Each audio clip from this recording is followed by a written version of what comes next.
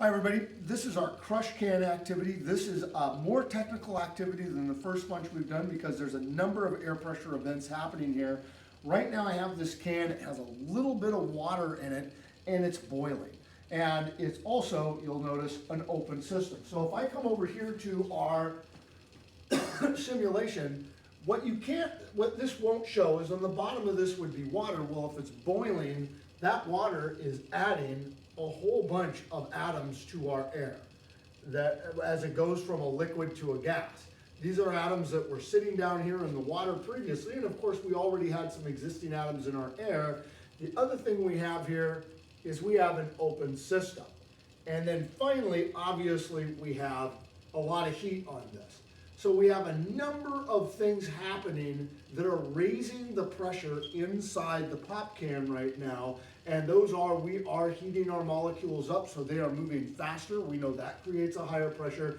And as we boil that water, we're adding more of these. And you can see that they just took my top all the way off, but they're starting to fly out. Now our inside pressure is still pretty high because we have all of that speed.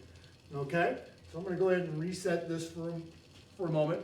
Now I'm going to come here. So we've got high pressure inside. I don't know if it's showing up on the camera, but steam is coming out of here as high pressure in here flows to low. And again, we're getting high pressure by adding both mass and increasing the speed. But as we add that mass, it can escape real easy. It's pushing itself out. Now what I'm going to do is take this off the burner and put it in some ice water, and it is going to become instantly a closed system as soon as this top part goes in the water. And we'll watch what effect that has. And again, right now we have high pressure inside pushing to the low pressure out here on the outside.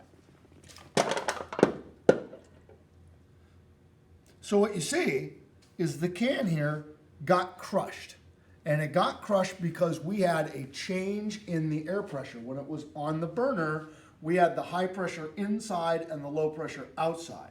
The minute we put it in this ice water and put it in this bath, you can see the can was crushed a little bit because it's fairly flimsy. Now we have the high pressure out here and the low pressure inside. So the question becomes, how all of a sudden did that turn from high pressure a minute ago in the open system to low pressure in this closed system?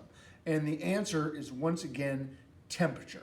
This is ice water, and what we did is we immediately put a molecular brake on the atoms that were in here. One of the reasons these were under high pressure was because they were moving so fast, and we basically slowed them down instantly when it went into here. And when we slowed them down, they started hitting the inside of the container less, which all of a sudden made the pressure inside the container drop dramatically.